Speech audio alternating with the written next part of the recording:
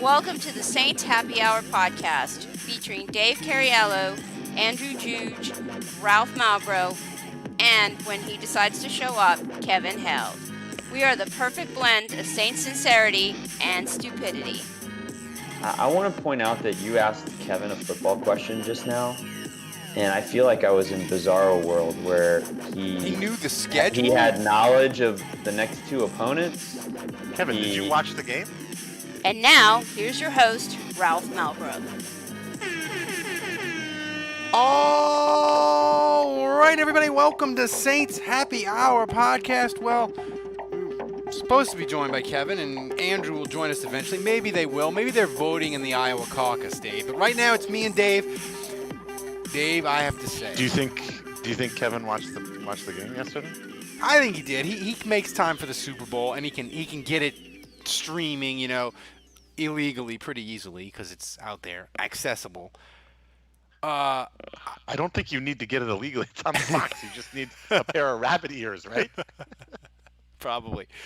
No, what I was going to say is I want to thank the NFL because for the last, I would say probably since the beginning of time, like middle-aged men have been oppressed and underserved, and they give Especially things to white all men. other groups, minorities, but middle-aged men, we don't get anything. And the NFL finally rectified that and said, you know what?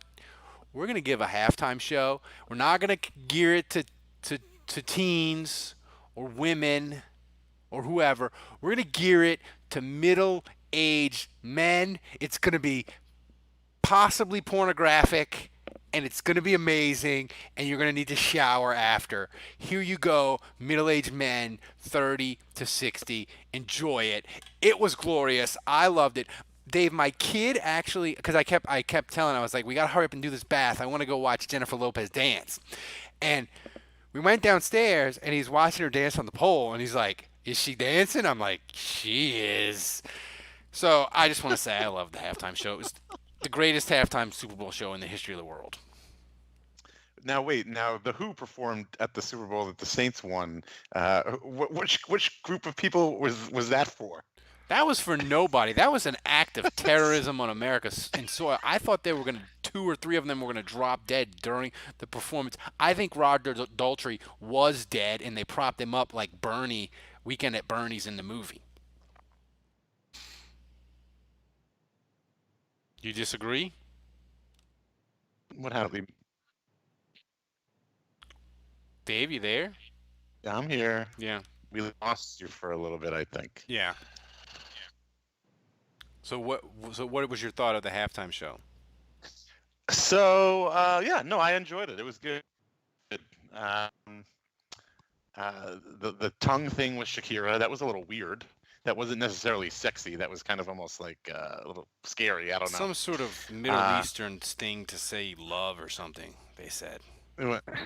Oh, okay. I didn't pick up on that. I didn't pick up what Shakira was laying down there. But the booty jiggle was nice. I went on Twitter immediately. I knew as soon as the booty jiggle happened that there was going to be a GIF of it on Twitter in under 2 minutes, and the internet delivered. So I was happy about that. Andrew, are you with us? I am with you. What did you? I thought mind, body, and spirit. I thought with his spirit.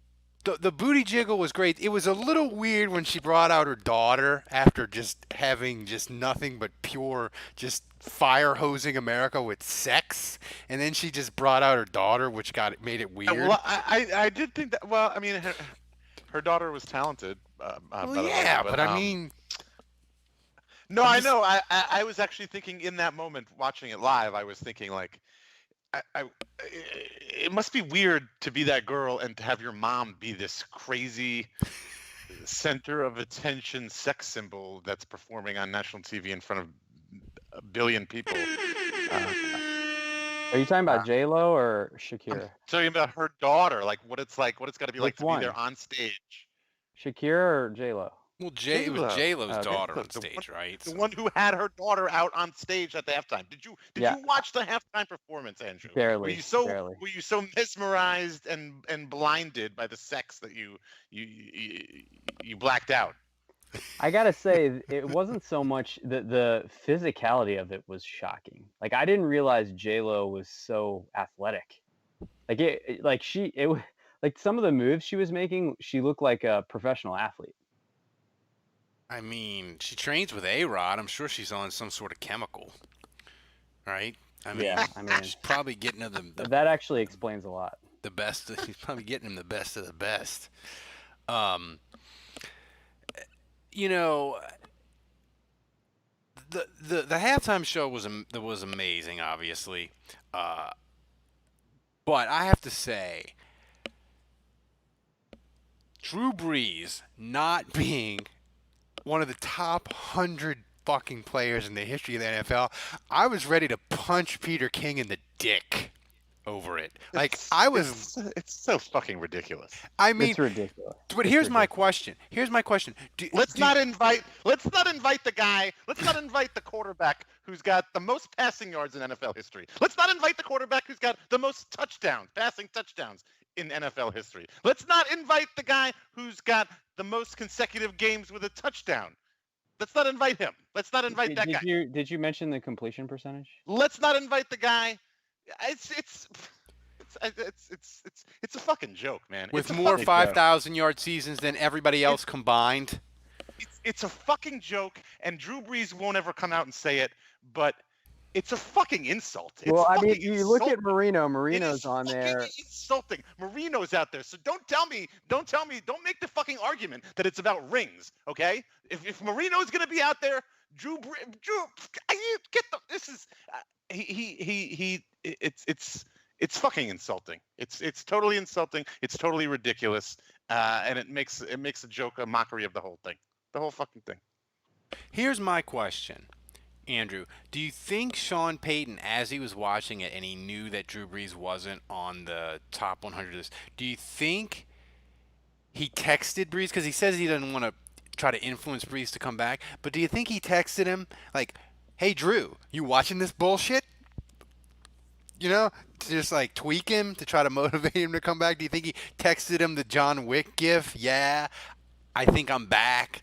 Do you think he tried to influence Drew any, or did he do nothing at all? Because I would have been texting Drew, you see this bullshit, Drew? See you in 2 weeks in the offseason program.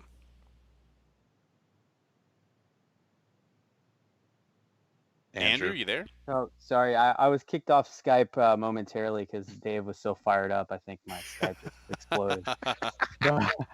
But I mean, it's like the thing to me is the goalposts, and it's been like this kind of Brees' whole career, right? When he never won an MVP, it's like the goalposts keep moving to slight Drew. It's like, yeah, it's really like it's about the stats. And Marino, I know he didn't win a ring, but he had like the yardage record. Well, Brees breaks that record, but then it becomes about the rings, and that's why Brady gets in. And then Brett Favre, like, what argument can you make? Like, Brees has broken all his records. He only has one Super Bowl. I guess Peyton Manning has two now because he had a defense good enough to carry his corpse to the Lombardi Trophy the second time. But would you say if he hadn't won that second that he's better than Brees? Because Brees just broke all his records, you know? And by the way, he beat him head-to-head in a Super Bowl. Just FYI. But, you know, it's too bad. Because, like, I mean, even Elway, you know, Elway has two Super Bowls, but like you compare them statistically, I mean, it's just, and I realize that Brees is in a statistical era and numbers might be inflated because of the way the game is played and the way the game's officiated. But his numbers blow everyone else's out the water. He is the best. He is the best. Like, of all his contemporaries, why is he, if you're going to say that those numbers don't matter and they're inflated, and you're going to say that, you know, we're in the passing era, so we shouldn't take it as seriously, then how can you elevate Peyton Manning and Brady over Brees when Brees has them both beat? It is literally akin to fucking having an NBA all-time team and not fucking having Michael Jordan there. It is the same fucking thing. It is ridiculous. And it's ridiculous that Jordan's more like Brady. It is ridiculous that Drew Brees Who's the isn't NBA more all-time scoring synonymous. leader? Is it It is- Kareem? Like who's a It's guy ridiculous. that's won one NBA title? Like Brees is like Charles Barkley. No, Barkley's not a No, good because- example because he doesn't own records. I mean, it'd be like the NBA having a top 100 list and not putting Kareem on it. He's the leading Yeah. scorer, everything. You know, it's maybe not analogous because Kareem had he had a title in Milwaukee and 3 or 4 Tons with of the titles, Lakers. yeah. But still, I mean, but here's my question: Kobe Do you- Bryant. Too soon? I mean, seriously though, would Kobe Bryant be a better example? No, Maybe, actually, I'm thinking about it. You know who I think would be a good example?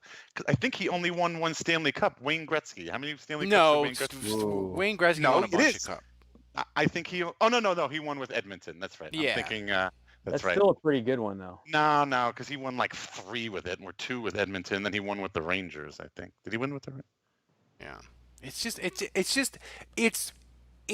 and Peter King was like, well, you know, the last 2 years he's broken all the records, but it's really about the first 98 years of the NFL. Are you fucking kidding me, you pud? Here's the thing though. Here's my question. Wait, why? Why is it about the first 98? Well, because though you can't. The last 2 is when Brees got a lot of the records, right? Yeah, but it's still within the 100. Right? I know. It's the thing is with Brees is I don't know. The media, they move the goalposts, but they have some sort of weird thing where they. You know what that argument is, Ralph? You know what that is? That's like saying, oh, well, if it was the best 103 players after 103 years, then Brees would be like number 30 on the list. That's basically what Peter King is arguing. Yeah. What a great fucking argument that is, Peter. But here's my question, though, Dave.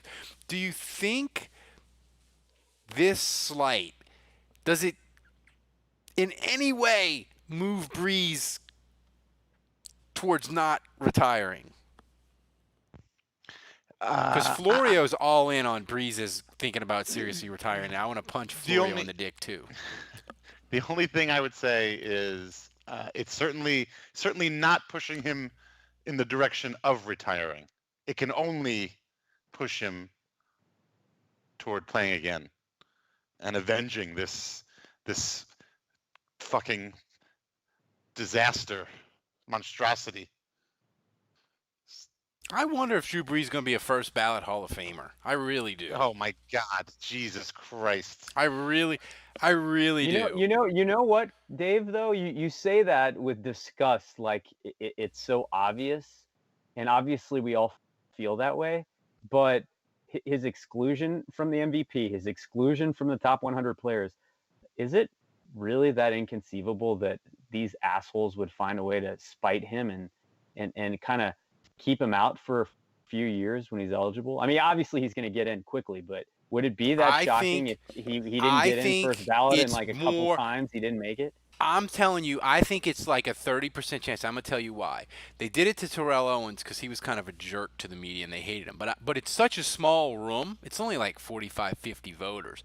I'm telling you, when Drew Brees retires, they'll be like, well, he only had 1 Super Bowl. He had a bunch of playoff losses, and they had Bountygate.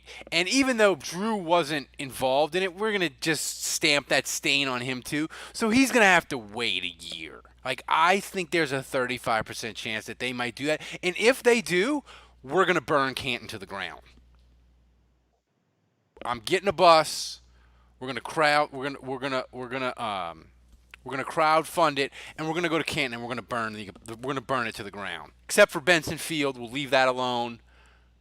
But the actual building in Canton, the Hall of Fame, it burns to the ground. I swear, man. Some days, like, I hate the NFL so much. I mean, I love. That's why we got to start watching. We got to start watching XFL this weekend. Yeah. I mean, I love the Saints. I'll never Get walk into it. away. It's my Houston team. Roughnecks. I'm ride or die Saints, but man, I hate the NFL sometimes. I mean, I was glad that were either of you excited that the refereeing yesterday left a lot to be desired?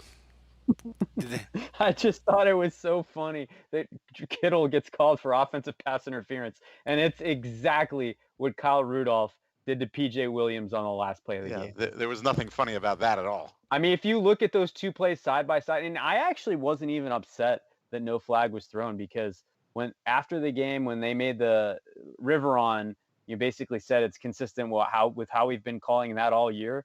I kind of agreed. I was like, yeah, I mean, the push off, usually they're kind of letting that slide, and it sucked, but like, I feel like you have an argument for offensive pass interference there, but I know that's how they officiated, so I accepted that.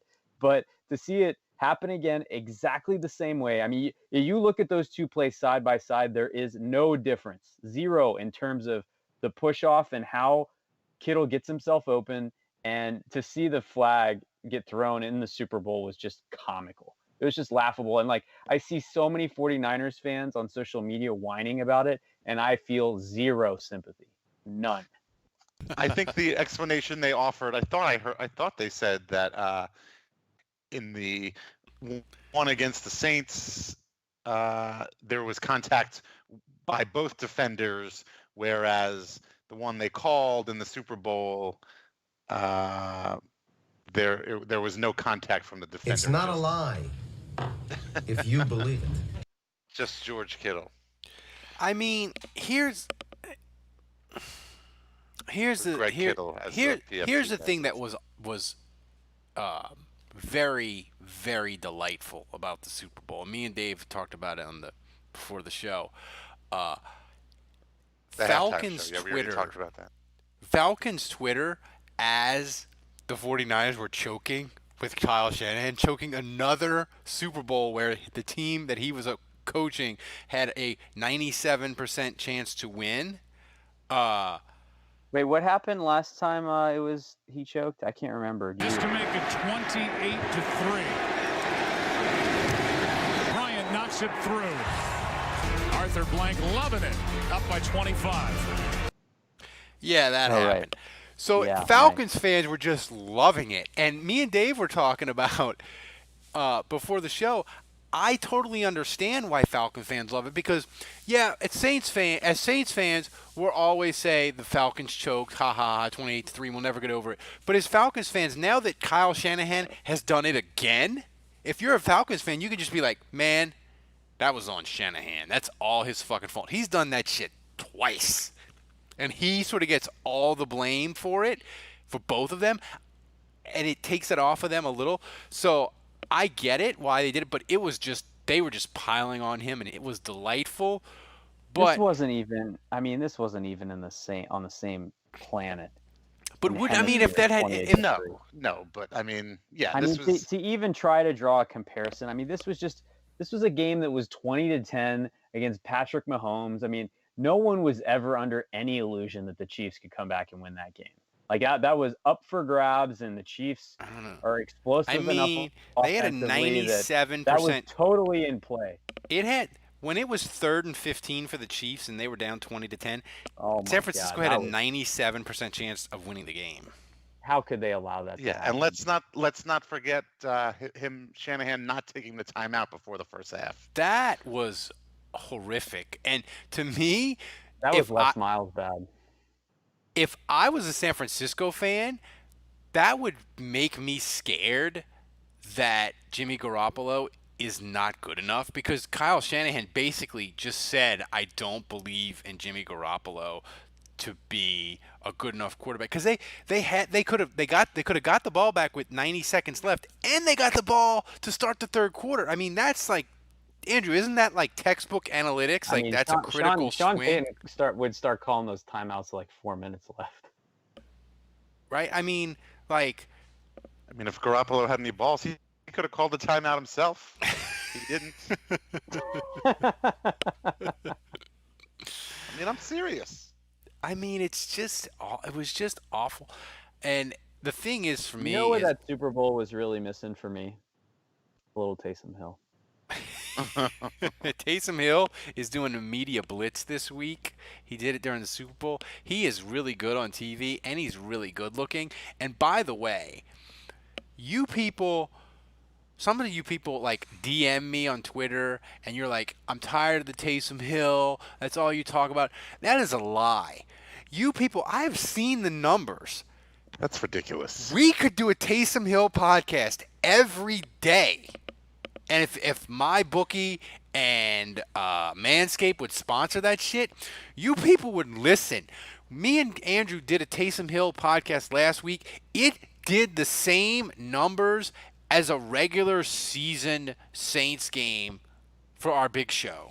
Like, you people can't get enough of Taysom Hill. Taysom Hill as a podcast topic is top 100 in NFL history. That I can promise. I mean, here's the thing. So me and Andrew were like, how can we work Taysom Hill into every single off-season podcast that we have? So we're gonna get to that topic in a little bit. But I have to say,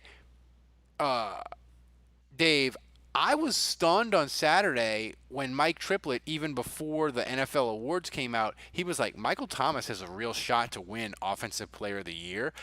I didn't even think that was possible. I was like, they're going to give both of them to Lamar or whatever.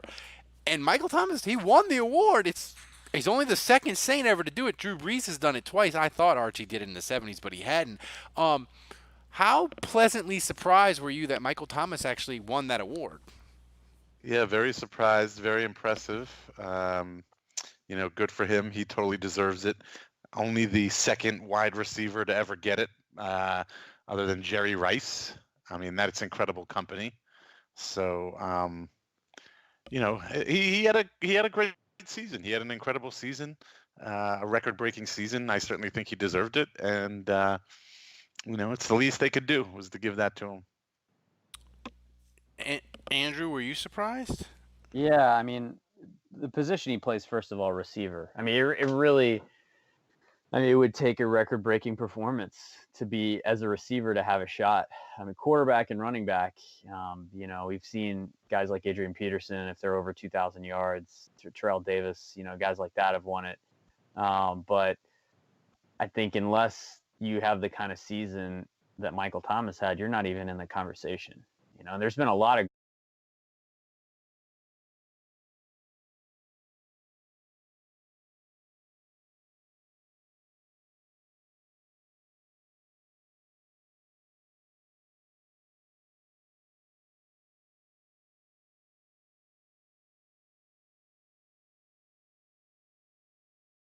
very unique and elite company at receiver to get that. So I was a little surprised. I mean, and again, like, he's going up against Mahomes. Now, Mahomes got hurt this year, but Lamar Jackson was eligible for that.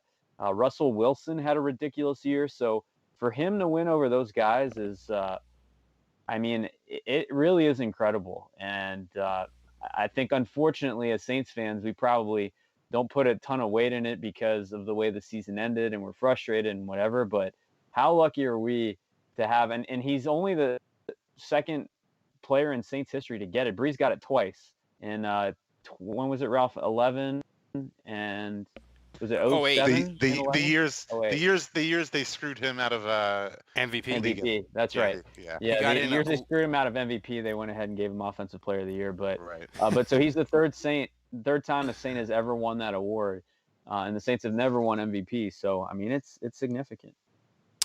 Yeah, I mean, I was just surprised the media tends to fuck over the Saints, as you have said before. The interesting thing with Michael Thomas is, I just think that dude. To me, it's stunning, Dave, that he signed a $100 million contract less than a year ago, and we already are like, it's a bargain. He's underpaid. Like, that to me is just incredible. That a guy. Well, I mean, that was one of the talking points when that was news, and when he got that contract.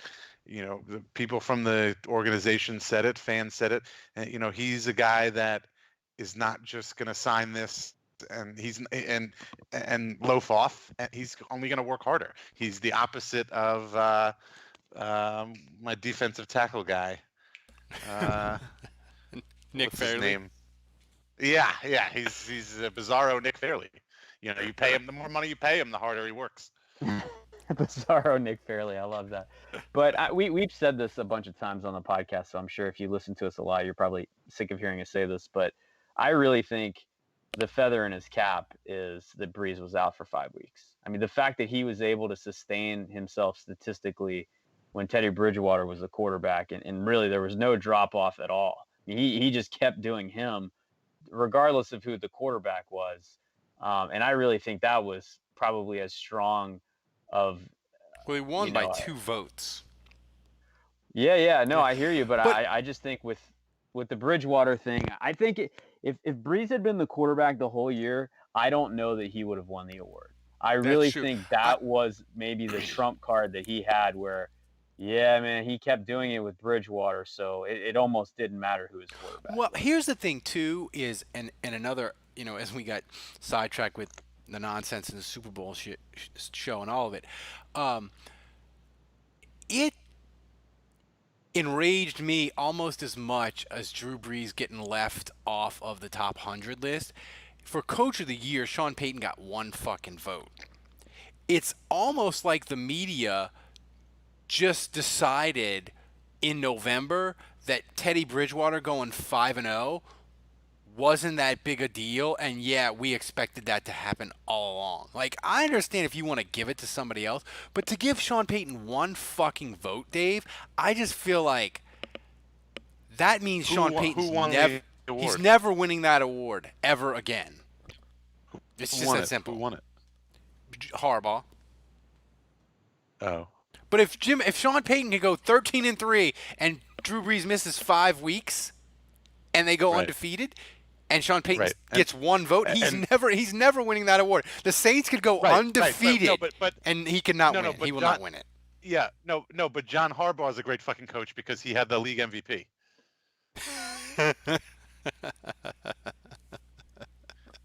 If you're the coach of the team that has the fucking league MVP, and it's a talent like Lamar Jackson, then you should automatically be out of the fucking running to be coach of the fucking year because you've got an advantage over everybody else. I mean, Mike McCarthy thought Taysom Hill was barely good enough for his practice squad. All right, that's the first thing. John Harbaugh thought that Will Lutz was, basically they cut him, right? Yeah. Granted, they also had Tucker, so maybe that's not a good That is argument. the worst idea I've ever heard in my lifetime. Yes, it's horrible, this idea. The dude from the Bills got 2. Mike Tomlin got 2 votes. Mike freaking Tomlin had 2 votes. and the dude from the Bills had 2 votes. And Sean Payton had 1. Tomlin had the same deal. He had to deal with quarterback issues the entire season. Look, all I know is Sean Payton has had to work with a quarterback that isn't top 100. He's a freaking miracle worker. Also a good point. So, speaking of Saints quarterbacks, we said that we were going to work Taysom Hill into every podcast for the big show the entire offseason. And here's how we're going to do it. We're just going to ask ridiculous questions about what Taysom Hill could or could not do. And since they have the Iowa caucus tonight to kick off 2020 election season, Dave, would Taysom Hill be the greatest president in the history of the United States? I think I can make a case. Do you agree? I think, he'd certainly quarantine he'd certainly corner the Mormon vote. Yeah, Utah's in the bag. Yeah, Utah's in the bag. Obviously, yes. I think he, as far as his capabilities are concerned, he would just make a wonderful president. I'm a little concerned he might be too attractive. He might be too good looking. Yeah, politics is Hollywood for ugly people. That is correct. Yeah, he just might be too attractive. Might be distracting, and it also might be intimidating to some male voters. Jack of all trades, master of none. That could be used against him. So I don't know. I'm conflicted. Here's the thing, though. People would say he doesn't have experience, Andrew. But I would say we've never actually seen him fail. So let's give him a shot. That would be my pitch for Taysom Hill to be president. Yeah, I'd vote for him. I mean, do you think Taysom Hill as his running mate, would he pick like an offensive lineman, or would he pick like a Kamara? Would he go fun? Would he go serious? Um, what kind of I don't know. The thing is, he's friends with everyone on the team. He's special teams. He's offense. He's offensive line. He's receiver. He's tight end. I feel like he's got too many buddies on the team. It's like if you're in the offensive line room, like your buddies are the guard and the tackles and the center. Like that's it. Like that's who you hang out with. If you're a receiver, those are the guys you hang out with. Taysom Hill, like he's in every position meeting. How could he even begin to pick? I think I think there's a significant portion of the fan base, Dave, that would totally vote Taysom Hill president. No questions asked. Over Drew Brees, over Sean Payton. There's a big section of NFL fans that hate Taysom Hill, though. The stat nerds. It's going to be their Armageddon because I really believe, Dave, Drew Brees comes back. I think they're going to play Taysom Hill. They're going to try to play him like 30-40% of the plays like they did at the end of the year. Not necessarily at quarterback, but they're going to play him a ton, and that means he's going to get more snaps at quarterback. I believe we're going to see analytics nerds literally die on Twitter in 2020. Looking forward to that. But in all seriousness, I would like to see them use him more as a wide receiver. I think that's if he's not going to be our next quarterback, of course.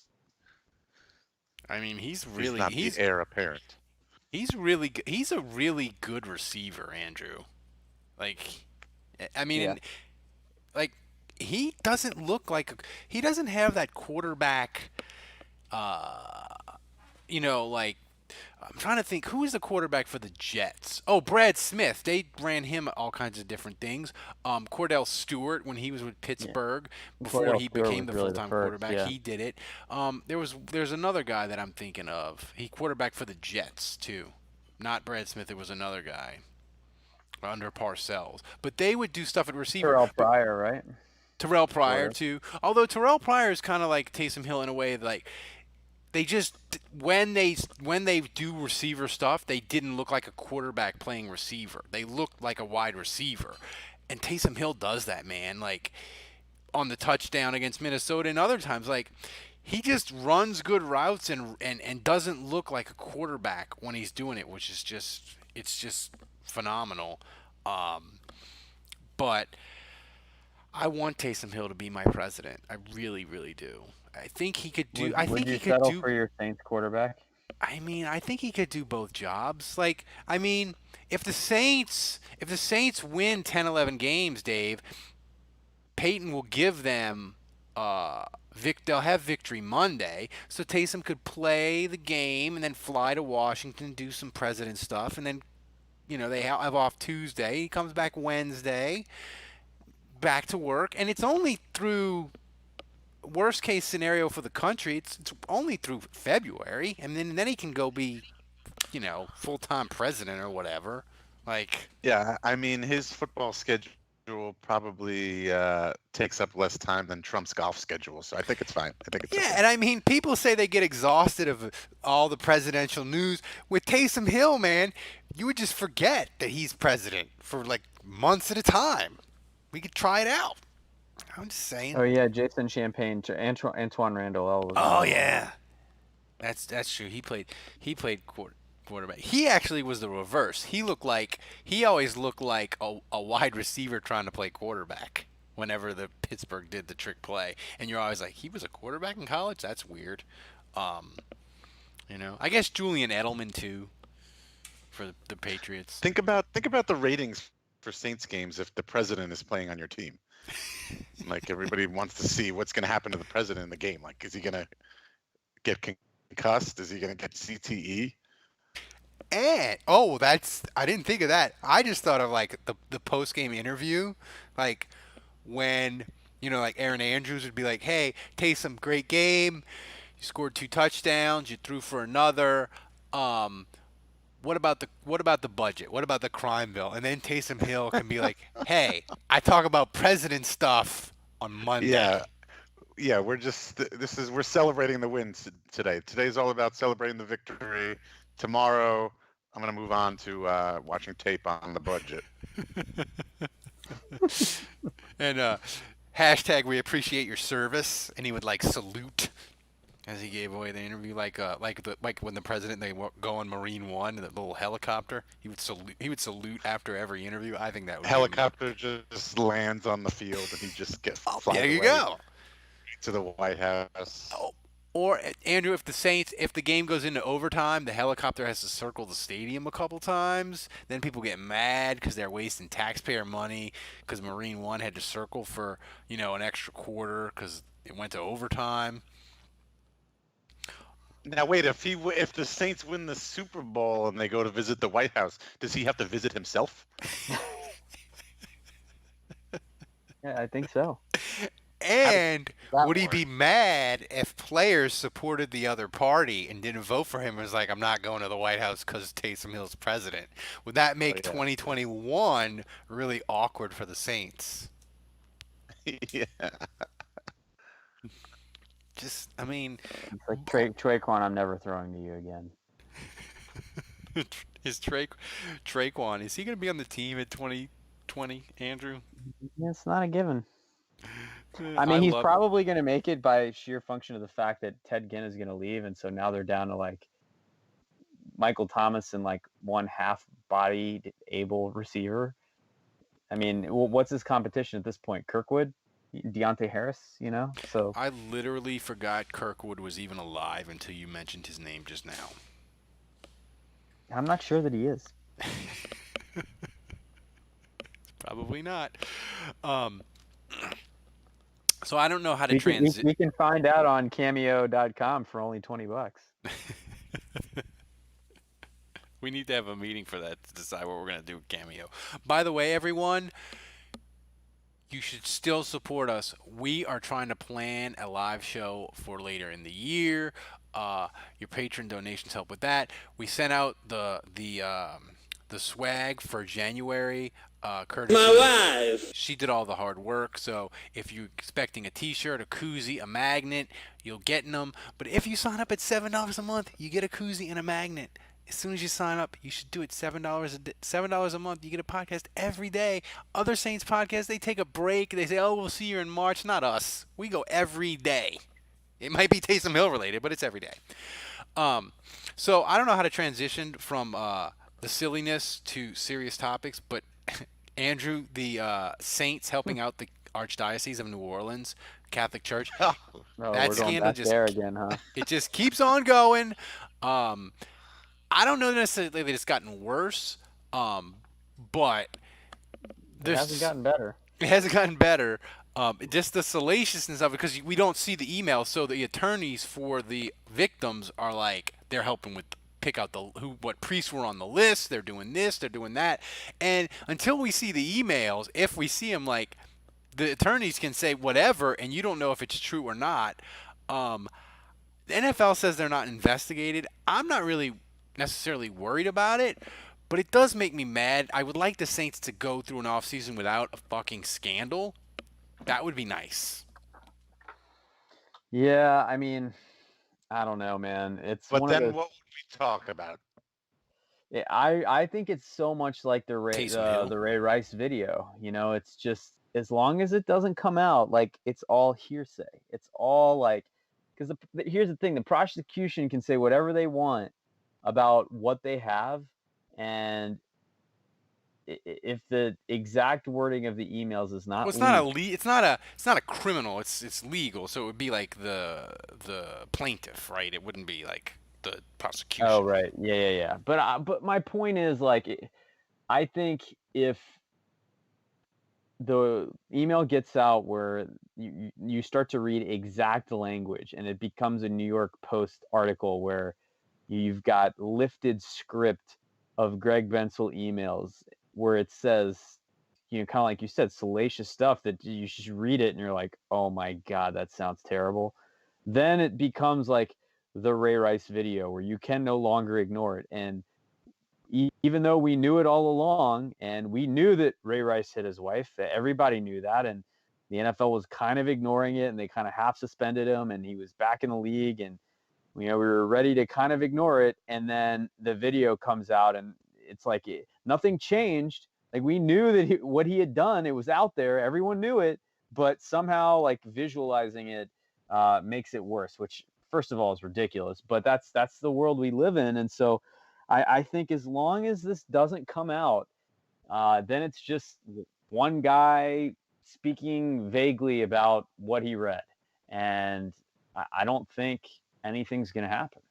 And so I think the Saints, the best thing that can happen to the Saints is for that to not come out.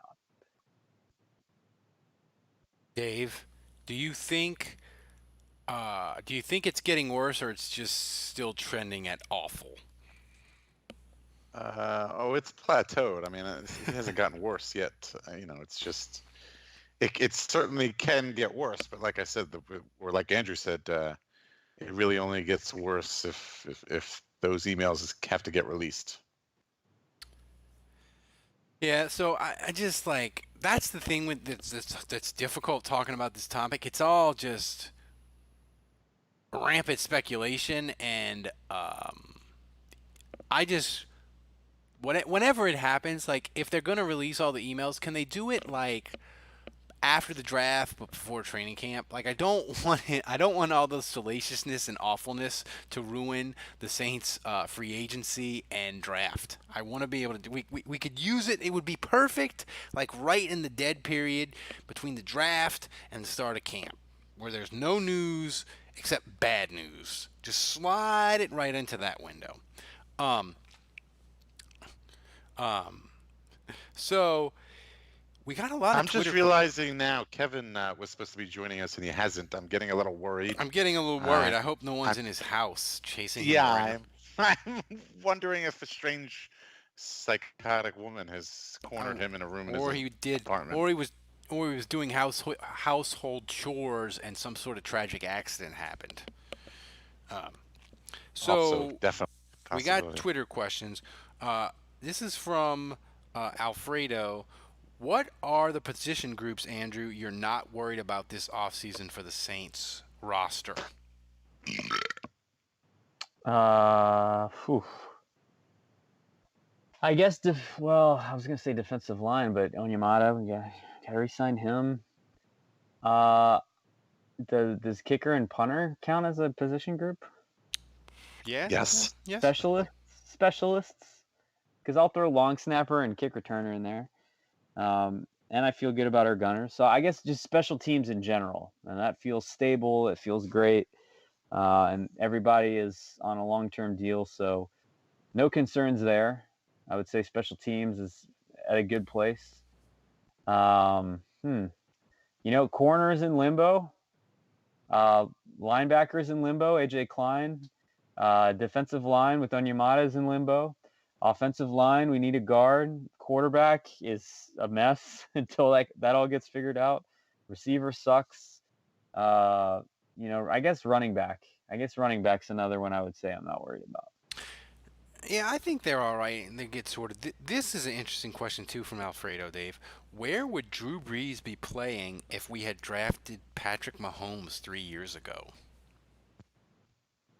That's a good question. I mean, so that's assuming that's assuming we would have actually played. You don't think Elway would have given up the farm to get Brees? Oh my God! He gave up the farm to get Peyton Manning. Was this before Manning? Totally. I mean, what year it would have been. This was not before Manning. I mean, it would have been. It would have been going. Ago? It would have been going into 2018, I guess, because Drew Brees' contract. It was right when they picked up Flacco. Yeah. And they traded a first-round pick to get Flacco, didn't they? No, they traded like a fourth. I'm just saying, Elway definitely would have said, if Drew Brees is available, give up the farm. Completely. I don't see Drew in Denver. I think after 2017, and let's just assume that 2017 had gone the exact same way, Minnesota would have given everything for Brees. because Probably. they moved on from Case Keenum, who was an MVP. Say whatever you want about Case Keenum. He was an MVP candidate in 2017, and Minnesota was like, nah, we're going with Cousins. They would have paid anything for Brees. Like, I'm talking $35 million for 3 years, because the Saints at that point, maybe they move on to Mahomes, but it would have been really dicey, because for Kansas City it was easy because Alex Smith, he was okay, but he wasn't winning playoff games. Like, for the Saints to move on after 2017 with Drew Brees, that would have been Is really Alex Smith coming back next year? What's that? He Is says Alex he Smith wants to. playing He this almost year? died because of that injury from the Redskins, because apparently he got a really bad infection, Yeah. which was kind of hush-hush. This is an interesting question, Andrew. If you could choose one player from either Super Bowl team's free agent classes, who do you want and why? I don't even know who's free agents from both of those teams. I mean, you got Chris Jones, the defensive tackle from Kansas Well, City. there you go. Let me stop right there. No need to read any further. You got Tariq Armstead from San Francisco. Yeah.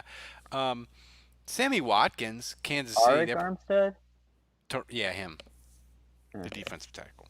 His name is not Ooh, Tariq. I would take Sammy Watkins. I like Sammy Watkins. They're probably going to cut him. But he'd immediately be the second best receiver on the Saints roster. Yeah, I was gonna say Third what best. position Don't does he, forget what, Taysom. what position does he play again? What position does he play? Sammy Watkins. Wide receiver? Does he have a pulse? Occasionally. Okay, I'll take him. This is from Jed.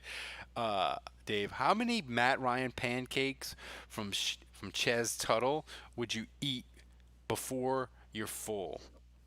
Or is it even possible to fill up? Are you talking about? Is it supposed to be Shea Tuttle? Did you just say Ches? Ches. Yes, he said Ches. He did. But he spelled it Ches. I guess Ralph, he how meant could Shay. you, That's how how could it's you spelled. speak like this? My language, I don't understand. You say Ches, it's unbelievable. No, I come here, I try to respect you, and you talk like this. Shit, it's unbelievable. I'm just reading the tweet from You Jed. fucking insult me in France. It's I thought he unbelievable. was I cannot. No. I cannot. French Juge makes an appearance. Yes. We'll we haven't had we need to have a British we need to have Kevin in a while. we need to have a foreigner off with Irish Kevin and French Andrew. Okay, so what was the question again? How many Matt pancakes? Ryan pancakes from Shea Tuttle could you eat before you're full? Much better. Thank you. Are they like the pancakes from City Diner, where they're like the giant? Yes. They're like the huge ones. Oh, I can Yes. only eat half of those.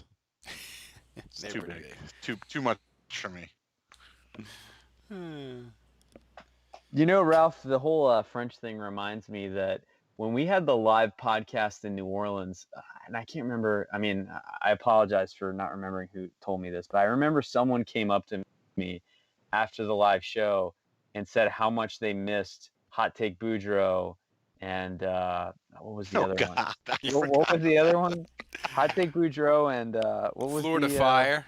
Florida Fire. That was a very I just assumed that everyone hated that. I that thought was a like that very like divisive product. Yeah, a lot of 80% of the people hated that. people fucking hate it, but the 20% that love it really loved it.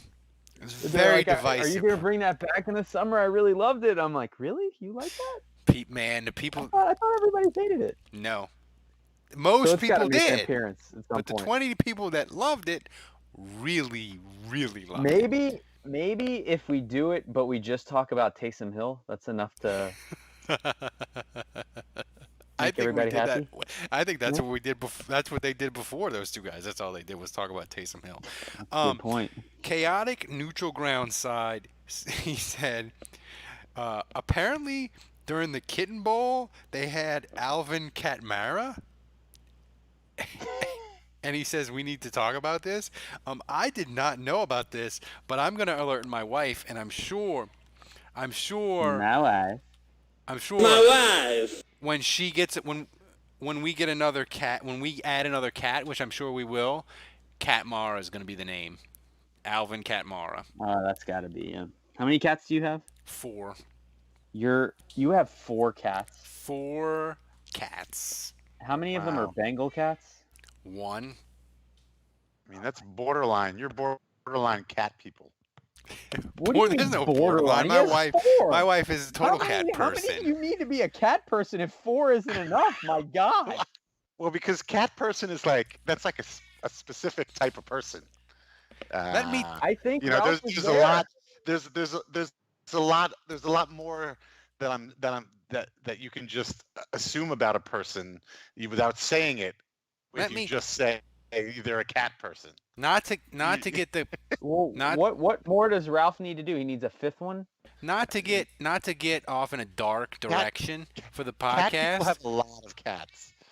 I don't want to get dark, but My wife. she has said repeatedly, if I die, she's going to take all the insurance money and buy a cat ranch.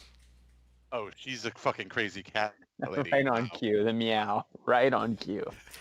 They Which know we're one? talking about them. Which one was it, Ralph? I mean, you've got so many. How could I possibly know which It's cat the that was? the meowing is just the Bengal cat. The rest How of many them are litter boxes normal. do you have? If you were in a, this is from Wallace. If you were Wait, in a wait, race wait, with, wait. We're not moving on yet. No. How many litter boxes do you have? wait, what's that? How many litter boxes are in your house? Like, Oh, do you have in your house? 3? Oh, okay. Wait, Where so do you have two that share one? How does Yeah. that work? Well, one I of had- them's I like a had two. giant litter box, and let me tell you, Is it the this- Bengal cat? that's sharing one of them? She was gone for the week in Vegas. I mean, cleaning the litter boxes is like a full-time job. Like, Ugh. it is Where do you keep horrifying. the litter box? It is horrifying. You gotta, Dave. When you got 4 cats, you gotta do that shit every day because it just piles up. The How shit does, just how does literally Max piles feel up. about the cats? What about that? I mean, How does Max feel about the cats? he loves his mom, and his mom loves the cats, so he loves the cats. Although he's 4, so he wants to like squeeze them to death and love them. You know? Does he pull their Yeah. tails at all? Oh my God, yes. Like, So they hate him. They oh hate yeah, pretty much. He almost he that kid has been scratched so many times by these cats. He's almost lost an eye a couple of times. It's not good. So moving on from My wife. and her love of all things feline. If you were in a race, Dave, with Kyle Shanahan, and you spotted him a 10 to 25 yard lead, how many yards would you beat him in?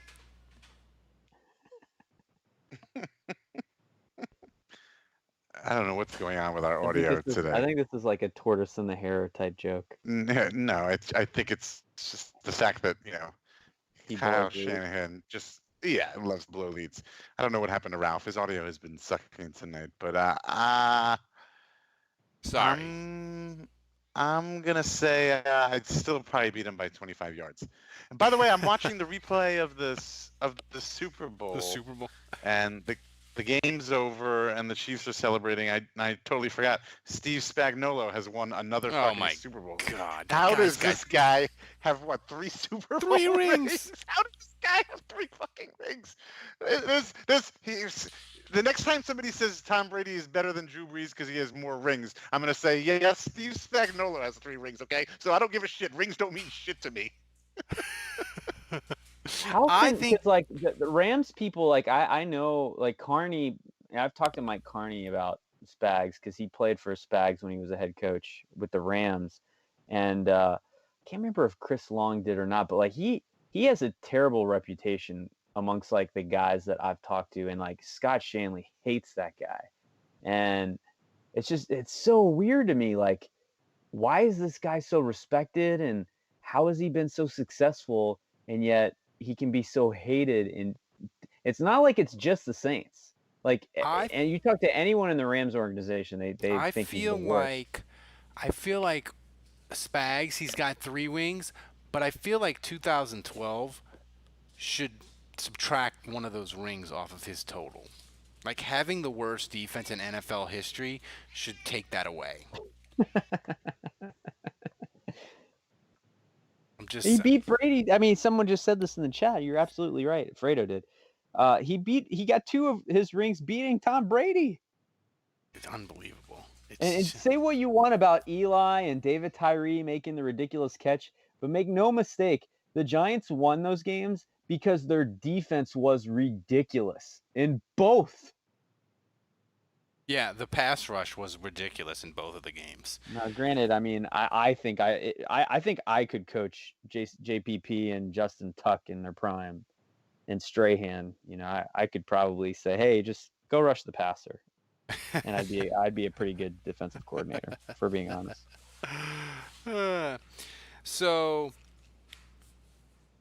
would Taysom I can't Hill... wait for XFL football this weekend. I cannot wait for more football this weekend. So excited. But who are you even going to root for? I don't know. I guess New York, since I'm from Oh, New York. oh, yeah, right. We need to talk about this. So, did you guys see that Kevin's adopted son is already? Yeah. That's right. His back was so wrecked. They're like, no. And he said he made 19 out of 20 and like kicked like 4 50-yard field goals, and they're still like, nah. Yep, Garrett Hartley is donezo. So what do we have left? I have Kikaha, and what do you have, Ralph? I have... you have some guy whose name you can't pronounce. Right? Sammy Coates, who I thought was on the Saints, but totally not. Simmy Cobbs? No, you have Simmy Cobbs. Simmy Cobbs, oh yeah. Yeah, you just mispronounced it again. Congratulations. Yeah. And who do you have? I have Sherman Beatty. I have Sherman Beatty, guy, right? former Tulane running back. Yeah. Yeah, Kikaha is totally. But I'm calling him Lil Sherman Beatty though. So I'm probably not going to watch a single play of XFL. Dave, I'll be watching the XFL. I won't lie. Like, unless the Pelicans are on at the same time, then no. The Pelicans play tonight? Tomorrow. Okay. The Pelicans are infuriating. They out-rebounded the Rockets. God, I started watching in the fourth quarter. They had a chance to tie. Fucking everybody's missing fucking free throws. They are fucking terrible. I don't know what the equivalent in. Drew Holiday is the king of missing clutch free throws. He really is. He really is. They could have fucking tied it up with free throws. Zion missed 1. Drew missed 2 on a 3-point foul. Yep. LSU basketball is freaking awesome, though. Yeah, it's all going to be vacated in like 2 years, but it won't matter. I live in the now, Ralph. You can't vacate my heart. That's all I'm saying. That's right. Will Wade he's as sleazy as they come, but he's ours, so we love him. Go Tigers.